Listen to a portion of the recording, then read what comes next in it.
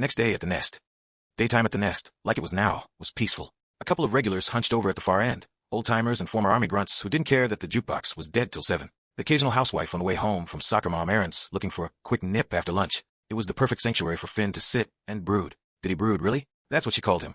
Broody guy. Finn sat at the bar with a black coffee and a menu planner, his pen hovering over ingredients lists that wouldn't stick in his head. The smell of Rachel still clung to his memories, along with the feel of her tiny body in his arms. If he thought he'd lost focus after hearing her sing, it was nothing compared to how she'd obliterated his executive functions last night. He decided a couple days away from her orbit, and maybe working through the paper trail in the dossier would do him good, and might prevent him from blindly showing up knocking at her door. While his mind stayed spinning over all things Rachel Berry, the door creaked open and let in a slice of daylight, blinding him momentarily. Jesus Christ, Puck said, spotting him at the bar and blinking. Day drinking isn't supposed to mean cold black coffee. Is this your vampire phase for real? Or is it your recovery cycle from last night? Did you finally break the vow of celibacy and get? Finn didn't look up, just flipping the middle finger and said Dick. Yeah, I have one. So do you, in case you forgot. Puck shot back, dumping himself onto the next stool. Feels like it's been sending, help me, SOS signals for years now. And then, like letters to Santa, seems like Christmas came early last night. Finn arched a brow. You mean like the Latina in the back room? A devious grin spread slowly over Puck's face, the same kind that had gotten them all in trouble since they were 16. You caught that, huh? Hard not to. She left her lipstick on your neck. He swiped at the spot, missed it entirely. What can I say? Girls got good taste. And flexibility. Finn sipped his coffee. What's her name? Or did you even bother to ask? His gut twisted even while asking. But he wasn't ready to spill the whole tea on the dossier right now. He was still working shit out in his mind after last night. Santana. Something Spanish last name. He leaned back on his stool, hands folded behind his head, lost in reverie a few beats, then tilted his head, smirking. You should thank me, actually. Finn snorted. For what, exactly? For sending her friend your way. Finn's hand froze halfway to his mug. Funny. Thank wasn't exactly the response I was thinking of. Are you turning gay or something? That babe was smoking hot, and for some fucked up reason, she was clocking your jock from the word go. Puck, man, I know you mean well, but I've just got a lot of shit on my plate right now. I really didn't need another distraction, even a hot one. What was her name again? Finn grabbed his smokes. This was fast becoming a nicotine-worthy discussion. Rachel. Yeah, the tiny one with the hot legs and the ass that does not quit. Puck nudged him. She was asking about you before I even opened my mouth. She was asking because you told her to, Finn said flatly. Semantics, Puck said. She wanted a story. I said I had one. A tall, broody sniper who looks like he wrestles ghosts in his sleep. Women eat that shit up. Finn stared at the bar top, tracing a groove in the wood with his thumb. He hadn't been able to shake her eyes. The way she'd looked at him, like she already knew something she wasn't supposed to. You didn't tell her anything else, right? Puck frowned. Like what? He leaned over, his words hushed. That's Finn. He's like American Psycho meets Dexter. How about go say hi? Fuck you. Come on, man. Puck sighed, voice low but not gentle. You're still doing that monk shit? You realize life's not a punishment, right? You can actually enjoy a woman without bleeding out about it. Or marrying her. Finn gave a humorless laugh. That what you call what you did with Santana? Enjoying a woman? Damn right. Puck said, unbothered. And judging by the scratches on my ass cheeks, she enjoyed me right back. Yeah, Finn muttered. You and your coping mechanisms. Hey, Puck said, tapping the bar with his knuckle. You got yours, I got mine. Don't pretend this mute man shit's working for you. You're starting to look like that pussy-ass vampire the tweeners are all creaming for. Do you sparkle now, too? Finn didn't answer. His gaze drifted to the framed Poe print above the liquor shelves. Quoth the raven, nevermore. 3 years ago. That had been a joke. Now it just felt like truth carved in wood. Puck followed his stare. Man, you ever think we maybe cursed ourselves calling it this? Finn took a sip of his cold coffee. Every day. Puck smirked, but softer this time. Then maybe let somebody uncross the wires for you. She's not the enemy, you know. Rachel, hot babe, and to you, was 100% giving off green light vibes. The fuck are you waiting for? Finn's jaw worked. He didn't look up. In his head, the dossier sat like a live grenade in his food truck. He couldn't stop thinking about it. She's not what you think, he said finally. But, she kissed me. Yeah, first base with the hot tipsy girl after what? 3 years drought. I guess that's not so bad for you. Pussy. She wanted me to come home with her, but she was drunk. You know that's not my thing. He took a few slow drags from his smoke, setting it in the ashtray and tapping his pen against the menu planner before adding. But she was really hot, and maybe, if she'd come in sober, who knows? Puck grinned. That's him, boy. He slapped the counter, stood stretched. All I'm asking is you keep an open mind. You need to loosen up, Leonard. You can drop the private pile shit anytime, man. It's getting kinda old. I've been good. Clear. For a long time. Yeah, you have. Still fits you, though. Puck checked a clipboard under the bar for inventory, then grabbed some cash from the till. Anyway, I gotta go grab a few things from the distributor that they forgot to deliver and kick some asses over the fuck up. You trucking it tonight? Ah, yeah. Well, I'm setting up for tomorrow. And then I have some other shit to do. Like tracking Rachel Berry. Okay, Joey should be here in an hour, and Sammy gets back from PT at the VA soon. Don't burn the place down while I'm gone, Edward. Go to hell. Already been. Puck called, pushing through the door. Didn't like the beer. As the door closed behind Puck, Finn thought of Rachel's voice, the way it had slipped past his defenses. She turned him on more than any woman ever had, without even touching him. And then, the way her lips felt against his skin, the way her warm body curled into his, made him want to just take her away from this place and keep her safe. Even if she might be what the dossier says. What the hell did that mean? It probably means you need to get laid more often, his inner Puck voice answered. 2 days later, the cab window reflected a pale version of her face. She looked at her reflection with too much city light in her eyes, too much heartbeat in her throat. Midtown blurred by in streaks of gold and red, the wet asphalt gleaming like a dark mirror. She hated the cold rain of autumn. It wrecked her vocal cords sometimes, and cold weather meant sick weather. Also not good news for a Broadway singer. She tucked a curl behind her ear, phone pressed between her cheek and shoulder. I'm not going back to Brooklyn to make out with another ex-Marine, Santana. I left my earring there that night, that's all. A disbelieving snort came through the line. You left your earring. Was that before or after pouncing on Patrick Swayze in your own private audition for Dirty Dancing? Rachel groaned softly, looking out at the river of headlights ahead. Can we not? I was drunk. That's not me. You know it isn't. I blame you and your bad influence anyway. Your table napkin masquerading as a dress and your inner goddess pep talks. Why you pulled me into the dark side, corrupted me with sweet cocktails, karaoke and hot soldiers. And you're welcome, by the way. Rachel smiled despite herself, pressing her forehead to the glass. You're an instigator, Santana. A corrupting influence. Maybe. But you had fun. Admit it.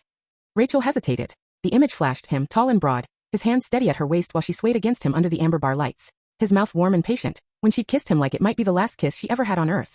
I admit nothing, she murmured. Right. So what's the plan? You actually gonna talk to him this time? Or just blush yourself into a coma? I'm just going to apologize if I even see him, but I'm just going to fetch my earring.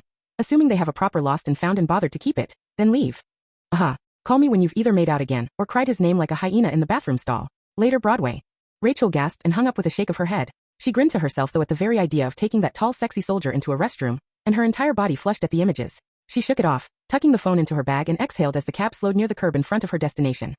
The Raven's Nest still pulsed with low music and the faint chatter of late-night regulars. The same amber lights, same dark ominous walls, same halo of smoke curling up under the old neon Raven sign. 2 nights. 2 days and 2 nights of trying not to replay that kiss. And here she was. Clearly her defiant, ironclad willpower was slipping with age. Or with time and Santana's friendship. Whichever. She paid the driver, stepped into the cool air, and crossed the sidewalk, pulling her coat tighter and headed inside. Everything was as she remembered. Dim and cozy. Warm, but not uncomfortably. Something about the place screamed gothic romance and masculinity, and while the gothic era had never been her go-to, it appealed to her tremendously. The jukebox murmured something bluesy in the corner while the bartender was drying glasses behind the bar. A few scattered tables had couples in hushed conversations hunched over drinks. A pool table clicked somewhere in back. Faint smell of unhealthy fried foods mixed with cigarette smoke. And him. She saw him before he saw her. He sat in a back booth alone, one arm draped across the back of the seat, head tilted slightly, looking as if he were listening closely, to the music maybe, or perhaps lost in thought. A cigarette burned between his fingers, its ember painting a faint orange glow along his jawline. He looked like a photograph torn from another time. Broad shoulders and a dark gray Henley, sleeves pushed to his forearms. A man carved from shadow and smoke. His face twitched into something almost like a half smile, and her heart did something stupid. She took a slow breath and walked toward him. He'd seen her the moment she came in. He'd been trained not to look like it. But he felt her presence, the shift of air, the soft scrape of her shoes against the old floorboards. He exhaled smoke through his nose, masking the sudden tightening in his chest. Staring into the cherry end of his cigarette, he almost feels guilty. Nasty habit. He knows, and not one he relishes. Being in the Corps, it's pretty inevitable that he'd pick up the habit. He only leans into it once in a while, usually in times of stress, like the kind he's been under while trying to reconcile the beautiful, dreamlike altruistic girl, from Broadway to the monster in bed with the full calves and a dossier. But he's not thinking about the dossier right now. Right now he's wondering what the hell she's doing here again, and alone. He knows she just got done with rehearsal, but she always goes straight home after, especially on late nights. She looked different tonight, clear-eyed, glowing even under the dim lights. No gloss of alcohol, no laughter loud enough to draw stares. Just her, real, and she was walking straight toward him. Hey, soldier boy, she said, a tentative smile tugging at her lips. The nickname, and the song she murmured into his chest as she passed out on it. It made his heart skitter hearing it again now. He swallowed a small laugh. Hey yourself. Do you remember me? He smiled crookedly. Yeah, you'd be pretty hard to forget. Blushing, she bit her bottom lip. She brushed a curl from her face, cheeks pink. I wasn't sure you'd be here. I'm here most nights. Yeah, I kinda got that impression. Silence stretched a heartbeat too long. Can I sit? He gestured to the booth. Sure. She slid in across from him, setting her bag beside her. He watched her hands, tiny, nervous things, fidgeting with a ring. I owe you an apology, she said finally. The other night, I was drunk, he offered gently. She winced. Mortifyingly so, yes. That's not who I am. I don't even drink like that normally. Santana, my friend. She insisted I needed to loosen up and get out of our apartment for a change. Said I've been living like a nun for too long, which, apparently, meant losing all control of my dignity. Finn smirked, resting his elbow on the table. You didn't lose your dignity. Are you kidding? I'm pretty sure I kissed you. On a dance floor. In front of everyone. He leaned forward slightly, lowering his voice. You think anyone in this place was paying attention to anything except their drinks? That earned a small laugh from her.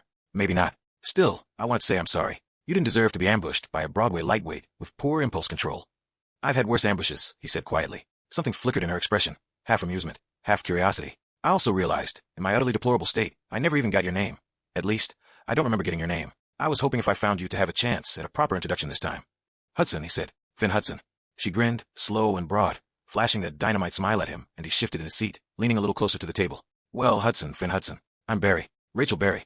Consider this my sober introduction and a proper do-over. Her hand jutted across the table in greeting. He took it. Her hand was warm, her skin soft, just like he'd remembered. Her lips parted a little, like she was tasting the name. Finn Hudson. That suits you better than Soldier Boy, but I can't promise I'll stop using it. I can live with that. Their hands lingered a moment too long before she withdrew hers. So, Finn Hudson, she said, teasing again. What brings a man like you to a place like this every night? You don't seem like the dive bar type. I like quiet places. Fewer surprises. Funny, she said softly. You don't strike me as someone afraid of surprises, or who often gets surprised. He smiled but didn't answer. He could smell her perfume. Soft, expensive, floral, but different, not the Dior. Something new. She was too close to be safe. Too alive to be the woman on that file. Actually, my brother owns the bar. Oh, you mean Puck. He's your brother. One of three, but yeah, in a manner of speaking, but not by birth. I see. I guess that's Santana to me. Family by choice. He grinned and took one last drag of his cigarette and stamped it out in the ashtray. She tilted her head, her gaze following the action. So you smoke? Only sometimes, he said, stubbing the cigarette out. Sorry if it bothers you. Bad habit I picked up overseas. Her eyes softened. So, you were really in the military like Puck. He didn't make that up. Finn pushed his sleeve up to show her his tattoo and hid his laugh at the way she flushed. Marine Corps with Puck. So you remember Puck? I remember my roommate telling me about him. He seems colorful. Yeah, colorful. That's him. He chuckled softly. Good. So Sandy didn't exaggerate and neither did he, she said with a light giggle. I guess I'm not surprised you're an ex-Marine. You carry yourself like someone who's seen the world. Or maybe just too much of it. He looked away, jaw tight. Maybe. She watched him for a beat longer, then smiled lightly, sensing the edge there. Well, let me say thank you for your service. It's a special kind of brave person who chooses to defend our country and, by extension, provide my own safety. I appreciate your time and dedication, and thank you for protecting me. Her words sliced his chest like a samurai sword. If she only knew the irony of them. He sipped his beer, unsure what to say, but gave a curt nod in acknowledgement. Then finally, don't know about special or brave, but it felt like my calling so. She placed a hand over his on the tabletop. I think you're special, and you had to be brave to face the horrors of war, to risk yourself for others. So yes, special and brave, she said firmly. I hope you're at least seeing something better these days than whatever you saw there. You deserve that. No one said things like that to him anymore. It reminded him of the way his mother would say things that made him feel good about himself when he was a boy, still innocent and unspoiled by death and war and poison morality, especially not someone he was supposed to suspect and potentially kill. Once again, this girl unmoored him in ways he never saw coming. Thanks, he said quietly. The silence between them felt charged, not awkward, more like a current, alive under the surface. He didn't talk much, but when he did it landed. Solid, sincere, and God, he was handsome. Not the polished kind she was used to from her world. He had rough edges, quiet confidence, that kind of masculinity that didn't need to announce itself. She could see it in the way he watched everything. Measured, patient. She wanted to ask about him, where he lived, what he did when he wasn't here. Instead, she found herself smiling nervously. I don't suppose you remember what we danced to. He looked up at her, amused. Chris Isaac's song. You actually sang it to me? Or well, parts anyway. You weren't exactly paying attention to the music. Her cheeks burned. I drunk sang while I shamelessly threw myself at you? Oh God, it's worse than I thought. He leaned back in his seat, arms stretching along the booth. You're a good dancer though, and a better singer, even when you're drunk. A good singer, H.A. There weren't enough words or emotions in the human world to explain what her voice was. None that he knew of anyway. Well, thank you, she said, rolling her eyes. That's quite the compliment. He chuckled low, and she felt it resonate in her blood from across the table. But she wasn't planning to throw herself at him sober, as much as she wanted to. She'd said what she came to say, reconnected with him, proved to him that she isn't a drunk hussy. She hoped that's his takeaway at least. Now the ball would be in his court. She reached for her bag and stood reluctantly. Well, I should get home. I have early rehearsals tomorrow. Play it cool. She doesn't know you've been tracking her every move for a month now. Rehearsals for what? Oh, I'm in a play that's debuting on Broadway soon. Her eyes lit up with such a shine of pride. He just wanted to kiss her again right then and there. Sweet Charity. It's a revival of the 1960s musical, but with a whole new book, new song arrangements, more modern. It'll be fantastic, I hope. I play the lead, Charity Hope Valentine. The lead on Broadway, huh? Wow. You must be pretty damn talented. That's impressive. Why did he sound like a babbling idiot now? He's talked to girls before, but not this one. Well, okay, not this one sober. And not one he was hired to take down. He already knew that, of course. He'd seen the schedule. He knew everything about her movements, her life, her habits. But hearing her say it, so normal, so ordinary, felt like crossing into another world. Thank you, Soldier Finn, she grinned sweetly, and he felt his blood rush with heat. God, she was so fucking gorgeous. Did she even know the power she held over him? It was effortless, the way she could lay waste to him. It was irritating how he was letting her too. You should come. I mean, I don't know if you're interested in musicals at all, but we have rehearsals every day now. Generally, they're closed to the public, but I could get you in to watch before the show opens. I mean, only if you're interested. I wouldn't want to waste your time. You're not? No, not at all. When should I come? And where? She flashed him a dazzling smile and produced a playbill from her bag as if by magic. We just got these in today. Hot off the presses. You're the first civilian to see it. The theater info is on there. We have rehearsals starting at 8 a.m. tomorrow through opening day. Except Saturday, I don't have to be there until noon. And I have 2 days through the last week. So, I'll try to come. My schedule is a little tight, but I've always wondered what a real New York musical was like. Wonderful. Yes, please do try. That's really great. She seemed to be stalling her departure now. I'm glad I found you, she said softly. Me too. I mean, not in a weird way. He smirked. It's okay. It's not weird. I'm actually glad you did. She hesitated, then reached into her bag and pulled out a black Sharpie. What's that for? He asked. Since I'm terrible at waiting for fate to make up its mind, she said, taking his hand before he could protest. Her handwriting curled across his skin. Her phone number, as if he didn't already have it memorized. Then her name followed by a star. In case you get many girls writing their number for you. This way I'll stand out, she grinned coyly. You already do. He watched her blush deeply. He looked at the fresh ink then back up at her. But you could have just given me your number on a napkin like a normal person, he said with a tight grin. Where's the fun in that? She shrugged, smiling. Besides, normal is overrated, isn't it? And just like that, she was leaving, her intoxicating perfume lingering in her wake. He followed her without thinking. Let me walk you out. Oh, you don't have to. I was just going to grab a cab home. I insist. Sir, yes sir, she mock saluted with a smile that made him come undone. On the inside anyway. And once again, he just wanted to dip down and taste her lips more than any prey he'd ever scoped before. The night air hit him, cool and crisp. She was flagging down a cab under the amber glow of the streetlights, her hair catching the wind like silk. He stood beside her, hands in his pockets, trying not to look as reluctant as he felt. You really didn't have to walk me out, though, she said softly. I wanted to. I mean, it's late and you never know what kind of danger could be lurking in the shadows. If she only knew how close to danger she really was, or that he was the shadow. He tightened his jaw at the thought. A cab pulled over, and the breeze turned, her scent wafting around him. She turned to him, smiling that same uncertain, dazzling smile. Well, good night then, soldier boy. Good night, Rachel Berry Star. She paused like she hadn't expected him to say her name out loud. Her smile brightened for a second, then she ducked into the cab. He watched it pull away until the taillights vanished down the avenue, and couldn't shake the sudden empty feeling he was left with. When Finn came back in, Sam was wiping down the counter, smirking like a man who'd seen the whole thing. So that's the girl, he said. Finn dropped into a bar stool. What girl? The one Puck mentioned from 2 nights ago, the one you're hot for. Finn huffed out a laugh. I think you've been drinking too much of his homebrew, and it's rotting your brain, Sammy. You're hallucinating. Uh-huh, he said with a cheesy grin. She seemed nice. Bit out of your league maybe, but nice. Thanks for the confidence boost. Give me a nevermore. I don't know how you drink that shit. I didn't even know absinthe was still a thing either. Sam expertly mixed a bar signature drink and slid a glass toward him. Anyway, I'm just saying, it's good seeing you talk to someone. You've been walking around like a ghost for months, years, actually. Maybe she's worth a shot. I mean, she came here on purpose to find you. Well, the second time, at least. That's gotta mean something. Finn turned the glass slowly in his hand, watching the light catch the sharper marks still on his skin. Things are complicated, he said finally. Dude, you know about our life. I don't know if it's a good idea to pull an innocent girl into our shit. It was the first time he'd said innocent out loud, and for the first time, he was pretty sure he believed it. Girls are always complicated, and yeah, our life is, tricky, Sam said, leaning on the bar. Doesn't mean you can't let yourself have something good once in a while. Finn looked toward the door where she disappeared. She's not good. She's the job. Except she is good, he thinks. I don't think it's smart to risk exposing our other jobs. So don't. You can get close without getting that close. Just think about it. And if she's really as interested as she looks, maybe, don't count her out. She could surprise you. But her laughter still echoed in his head, and the scent of her perfume still clung to the air. Deep down he knew. She already surprised him. Over and over, ad nauseum. He downed the drink in one swallow and stood. Maybe, he said. I'll think about it. 1 week ago. She heard her roommate singing even before she heard the keys unlocking the front door. That usually meant 2 things. 1, Santana had been day drinking mimosas again. And 2, she was celebrating something. Carino mio. Guess who just closed the Martine case and got herself a big fat check with more zeros than Brody Weston's last musical review? Santana's voice bounced off the old brownstone's crown molding, followed by the unmistakable clack of her stilettos on hardwood. Damn it, San. We made a pact never to mention that slimeball's name again, Rachel huffed. Shit. True. And I guess it was a bad dig anyway since he'll never be in a musical important enough to merit reviews. Moving on. So a check. Rachel glanced up from her sheet music at the piano, fingers still scribbling something on the edge. You mean the missing husband job? The one you swore was going to end in your tragic death because his mistress was some kind of voodoo priestess.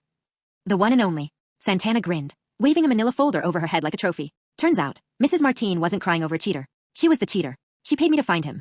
I found her instead. On a yacht in Montauk with a personal trainer named Sven. I got receipts. She got divorced. I got paid. Everyone wins. Rachel bit back a laugh. Except Mr. Martine, I suppose.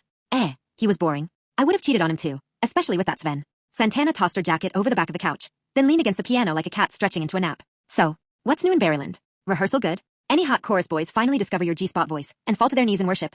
Rachel pressed a chord with more force than necessary. Rehearsal was fine. And no, the chorus boys are all 22 and allergic to chivalry. Or are gay. So, the usual. Rachel gave a one-shouldered shrug. The usual. Santana studied her, eyes narrowing with that mix of affection and mischief Rachel had learned to dread. You know what the usual sounds like to me? Boring as hell. And you, mi pequeña estrella, have been boring as hell lately. Rachel looked up, mock affronted. I have not. I've been productive. You've been covered in rescue shelter dander and terminally celibate, Santana corrected, crossing her arms. And it's starting to show. It's making my Mexican third eye twitch. Your aura's giving off this Sister Berry wallflower vibe. Rachel exhaled through her nostrils forcefully. Not this again. See, mommy, esto otra vez. You are one adoption fair away from becoming a cat owner, and Mija, I'm not living with a cat lady. Now, Catwoman, that's another story. But I suspect getting you into a hot black patent leather cat suit is a little too BDSM for your delicate constitution. You suspect correctly. Santana pushed off the piano and marched into Rachel's bedroom like she owned the place. Which, to be fair, she did. They split the rent, and half the furniture was hers. So was all the imported beer in the fridge. Okay, enough Broadway for one day. Get dressed. We're going out. Out.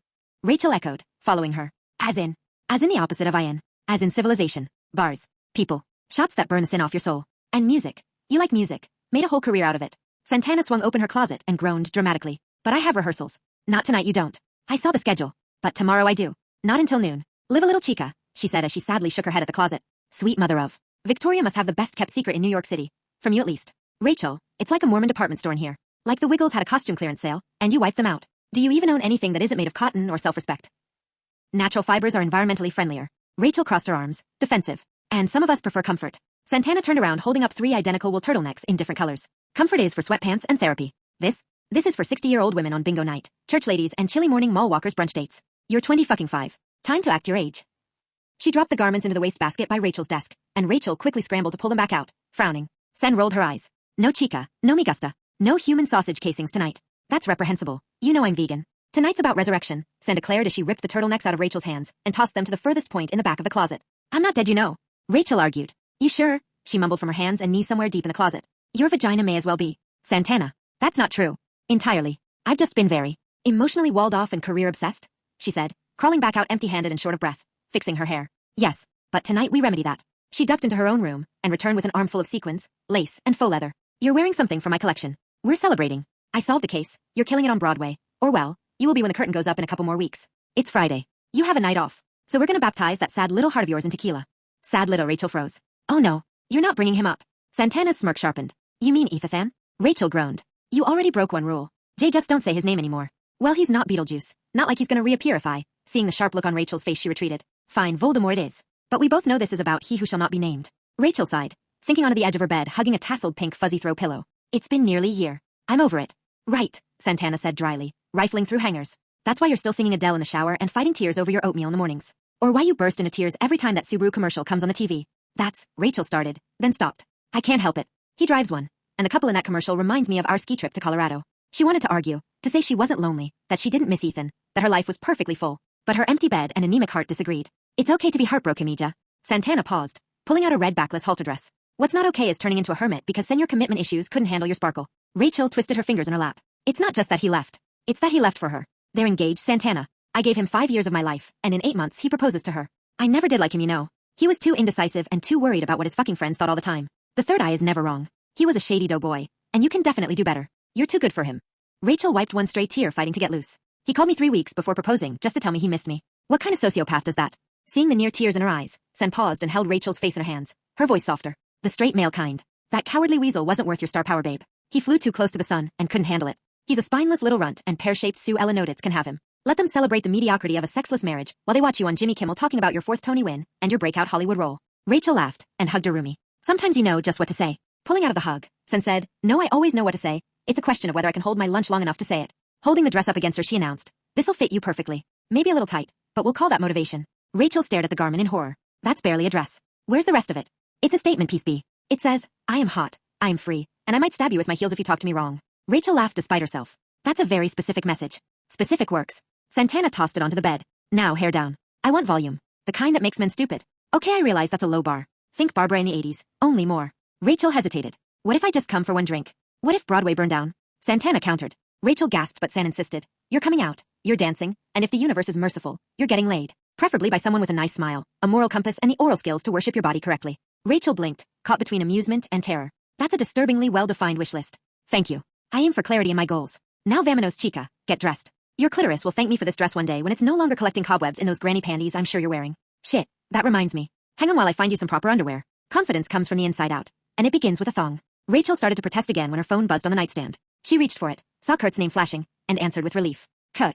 Thank God. Perfect timing. Save me. Hi, love. Kurt's voice chimed through, laughter evident in it. Save you from what? Tell me you're not still moping. Santana grinned and snatched the phone, pressing speaker. She's trying to, Ketsy. I'm saving her. Good, Kurt shouted. Rachel, if you even think about staying home again, I will personally drive down from Bushwick, glue a martini glass to your hand, and drag you out myself. Rachel groaned. Kiki, you're supposed to be on my side. I am, Kurt replied sweetly. The side that believes in post-breakup slut eras. I'm not built for that. Rachel protested. Santana flopped onto the bed beside her. Then let your inner goddess take the wheel. She's been locked up tighter than Fort Knox. Time to give her the keys. Rachel buried her face in a pillow. Why do I have friends who are determined to destroy my reputation? Not your reputation. Just the hymen that's regrowing in that bat cave of yours. Santana. Rachel shrieked into the pillow. It's because we love you, Kurt said. Even Satan. And because you're 25, not dead. You're allowed to live a little. Listen to the gay boy. Even he knows. You're in your prime, Carino. Do you have any idea how many free drinks you're missing out on? You should be weaponizing your cleavage and those hot legs of yours, not alphabetizing your tea collection. Can I help it if I find organization soothing? Rachel said faintly. God help me. Santana sighed. See what I'm dealing with, Kurt? Rachel, just go with it. For once, I can't believe I'm saying this. Let Satan be your guide, and take photos. I need to see the ensemble that gets your mojo back in the game. Kurt said with a lilt in his voice. I got this, Humalina. Check your socials in the morning. I'm sure it'll be highly entertaining. Santana blew him a kiss and ended the call with a smirk. Then she turned her focus to Rachel. That's it. I'm taking control. She shoved Rachel into the bathroom with the red dress and a pair of gold heels. You've got 20 minutes. And if you come out wearing one of those woolly Iron Maiden born-again virgin turtlenecks, I swear I'll burn them. Rachel, staring at the mirror, sighed. The dress clung to her curves like it had a personal vendetta. Her reflection looked alien, wild, dangerous. A version of herself she never imagined she could pull off. Years of high school and horrible hot girl cheerleaders with fangs and acid words convinced her that her looks would never measure up. But looking in the mirror, seeing the shape of her curves and the maturity of her face, she finally accepted that maybe they were wrong. What do they know? They were teenagers. Most of them are probably working at a fast food restaurant right now with bad skin and cankles. I'm a goddamn Broadway star in the making. 10 minutes, Barry. Santana shouted through the door. If you're not ready, I'm breaking in with my makeup brush like a SWAT team. Rachel rolled her eyes but couldn't help smiling. Santana was impossible, incorrigible, and exactly what she needed. When she finally emerged, Santana let out a low whistle. Well damn, look at you. Broadway Barbie just evolved into Sin City Siren. Rachel blushed. Is it too much? An Aikagando. It's perfect. Santana stood back to admire her handiwork. You look like Heartbreak's worst nightmare. Rachel's heart fluttered, equal parts nerves and excitement. Where are we going anyway? Well, I thought we'd kick the night off with your fave karaoke joint, get your Barbara vibes out of your system and loosen you up. Then a little pub crawl maybe. Then we'll hit this new bar I heard about from a client. Cool vibe, good crowd, dark and moody. Dark and moody? Great. Sounds depressing. Sounds dramatic, just like you like it. Anyway, Leanne said the place is owned by a hot guy around our age with a bunch of equally hot friends. We'll see if her version of hot matches mine, but I gotta find out. Rachel felt the butterflies kick up in her stomach. She didn't get performance anxiety much, on a stage. But this was out of her comfort zone. Yet for once, she was willing to follow San's lead and throw caution to the wind. Santana slung an arm around Rachel's shoulders and grabbed her clutch. Come on, chica. The night's young, the city's ours, and your ex's engagement party isn't the only thing happening in Manhattan tonight. As they descended the stairs, Rachel felt that rare, dangerous thing. Hope. Maybe she wouldn't find love tonight. Maybe she wouldn't find anything at all. But she could find herself again. The part that laughed too loud, that believed in possibility, and the idea that fairy tales could still be real. Maybe she'd get lucky and find the one good guy left in the city who wouldn't break her heart. Or maybe like Santana said, she'd at least get laid and quit worrying about finding a new prince. Santana nudged her as they hit the street, where a cab idled under the glow of a streetlight. What are you smiling at, B? Rachel shrugged, smiling wider. Just thinking that maybe you're right. It'll be good to let my inner goddess take the wheel. Damn straight. Santana grinned, shoving her inside the cab. Get ready, Brooklyn, because tonight, baby, we raise hell. Asterisk end scene asterisk.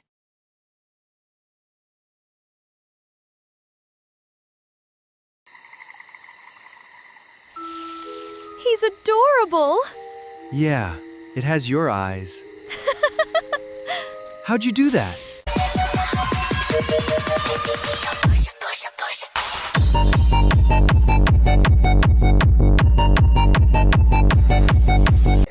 It's your fault you always give me butterflies. Me too, Rage.